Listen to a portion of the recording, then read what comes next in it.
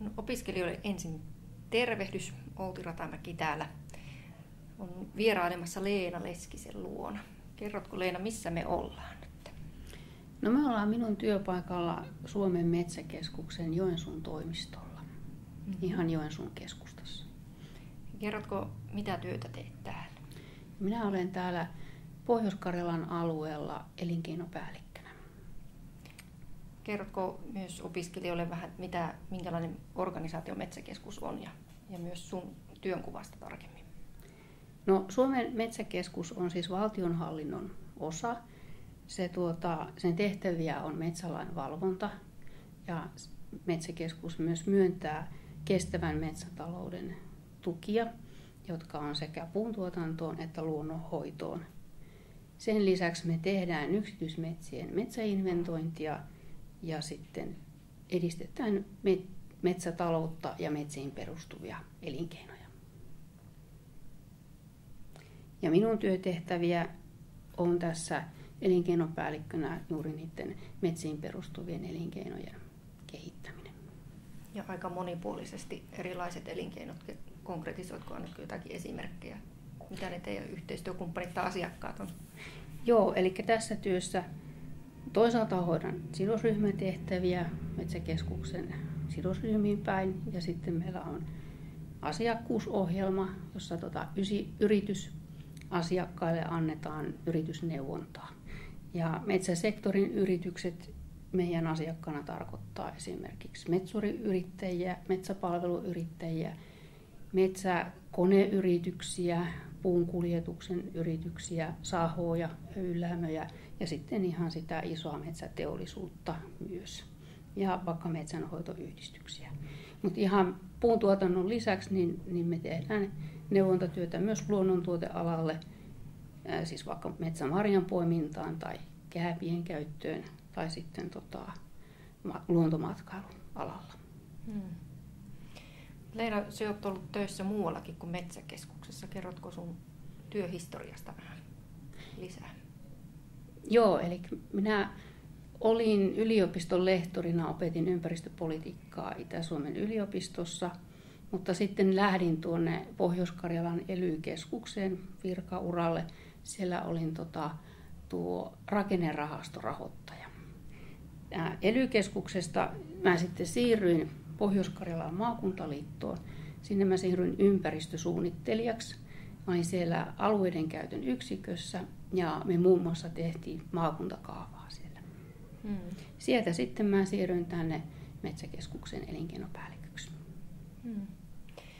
Minkälaisella koulutuspohjalla sä olet päätynyt tällaisiin töihin? Eli kerrotko vielä, mitä sä olet opiskellut aikoinasi? No on mulla metsäalan peruskoulutus, eli mä valmistuin metsänhoitajaksi Helsingin yliopistosta vuonna 1996. Sitten minä väittelin Tampereen yliopistosta ympäristöpolitiikasta 2007 ja sitten siitä olin ennen sitä ja sen jälkeen tutkijana ja yliopisto-opettajana. Sun koulutustausta on jokseenkin monitieteinen. Miten se vielä luonnehtisit sitä sun opiskelupolkua noin monitieteisyyden näkökulmasta? Sulla on metsätieteitä ja...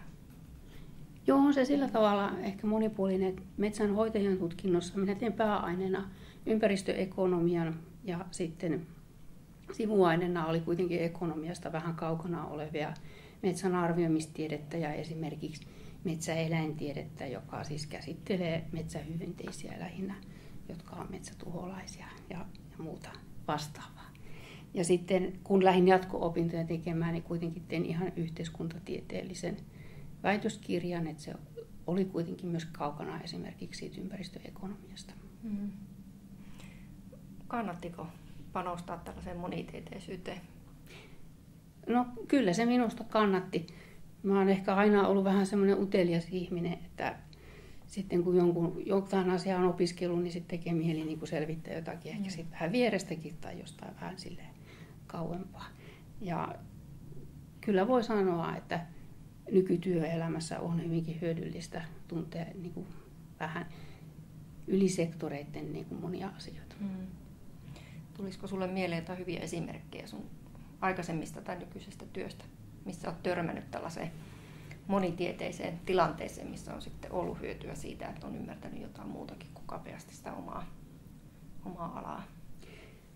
No joo, jos aloitetaan vaikka sitä rakennerahastorahoittamisesta, eli Euroopan aluekehitysrahastosta rahoitettiin erilaisia kehittämishankkeita, ja nehän saattoi olla ympäristöhallinnon alalla aika monipuolisia, että moottorikelkkareittejä rahoitettiin, jätevesipuhdistamoja rahoitettiin ja sitten esimerkiksi luonnontieteellisten kokoelmien digitalisointia, jolloin niin kuin huomasi, että oikeastaan mitään semmoista ei ole tullut tehtyä tai opiskeltua, etteikö siitä olisi jotain hyötyä ollut siinä työssä, että esimerkiksi kesäharjoitteluna on joskus kerännyt hyönteisiä tieteellisiä kokoelmia varten ja se tuli siellä vastaan. Ja jos joskus vapaa-aikana olen moottorikelkkailu, niin siitäkin oli hyötyä. Että kaikki mitä on tehnyt, niin oli hyödyllistä. No toinen kokemus ehkä sitä kaavoituksesta. Voin sanoa, että kaavoituksessa kun tehdään päätöksiä maankäytöstä, niin siellä tulee kanssa niin kuin kaikki mahdolliset tieteenalat tai toimialat vastaan. Ja siellä niin kuin täytyy jollain tavalla kaavoittajan pystyä hallitsemaan se, että jos meillä on joku alue, johon on tulossa vaikka teollisuutta ja se on pohjavesialue, niin pitää jollain tavalla ymmärtää sitten sitä hydrogeologin puheesta se, että miten tämä nyt pitää järjestää tämä asia, että se pohjavesi suojellaan, vaikka se teollisuusalue siihen tulee, että minkälaisia varoalueita se vaatii ja miksi, koska kaava pitää aina osata myös perustella. Miten kun nämä työtilanteet on aika haastavia ja monialaisia ja yksi ihminen ei ehkä voi olla asiantuntija kaikissa näissä eri asioissa, niin miten se työelämässä sitten, miten siitä selvitään? No mä sanoisin, että nykyajan työelämässä täytyy pystyä keskustelemaan toisten kanssa. Pitää olla se oma osaaminen ja sitten sä jaat sen toisten osaajien kanssa, jotka on ehkä ihan eri alalta kuin sinä itse.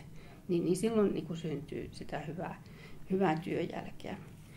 Ja jos nyt niin kuin sanoisi omasta työurasta, että tutkijakoulutuksen kautta, niin se oma osaaminenhan on sitä, että on oppinut analysoimaan isoja määriä aineistoja, vaikka voi lukea tämmöisen pinon EU-ohjelmia ja löytää sieltä niin kuin sen oleellisen asian, joka liittyy siihen kysymykseen tai tehtävään, joka nyt just on käsillä.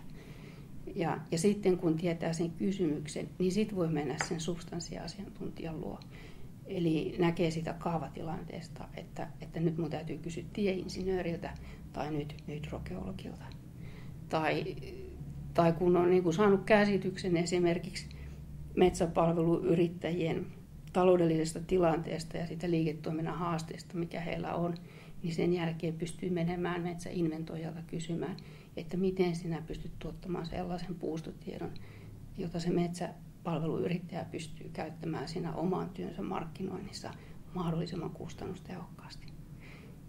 Niin silloin se, joka oikeasti tavallaan osaa jotain, niin kuin vaikka se metsäinventoija, niin sille osaa esittää sen oikean kysymyksen, johon sitten hän siitä hyvästä asiantuntemuksestaan antaa sitten sen oikean vastauksen.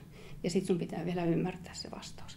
Eli sen verran pitää ymmärtää sitä toista tieteenalaa tai toista toimialaa, että käsittää sen, että mitä se asiantuntija sanoo.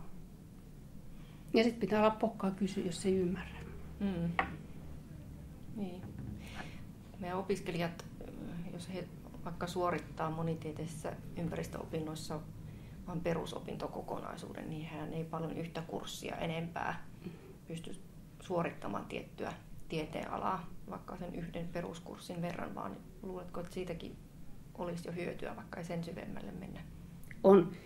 Aina kaikesta on hyötyä. Ja on hyötyä siitä, että käy niitä eri alojen kursseja läpi ja sitten tavallaan, vaikka se on vain yksi pieni kurssi, mutta jos sen opiskelee kunnolla, että saa niin kuin tavallaan sen idean ja ajatuksen siitä alasta, niin se jo hyödyttää. Jos ajattelee minun kaavoitusuraa, mä olen lukenut pari peruskurssia siitä ajasta, kun oli rakennuslaki voimassa. Ja sillä käsityksellä siitä, että mikä on niin kuin asemakaavan, yleiskaavan ja maakuntakaavan hierarkia. niin sillähän sitä lähdettiin siihen kaavoittajan työhön, että sit se oma substanssihan oli sitten se ymmärrys niistä ympäristöasioista.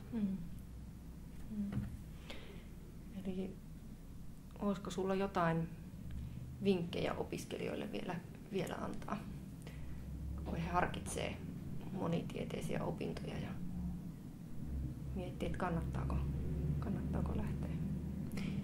No kyllä mä toivon, että mahdollisimman moni opiskelisi. Et kyllä me tarvitaan tässä yhteiskunnassa niitä oikein semmoisia tosi osaajiakin. Mutta sitten se, mitä me vielä enemmän tarvitaan, tai heidän rinnalle, niin on sitten just niitä, jotka vähän ymmärtää kaikesta jotain ja kykenee niin kuin keskustelemaan niiden eri asiantuntijoiden välillä.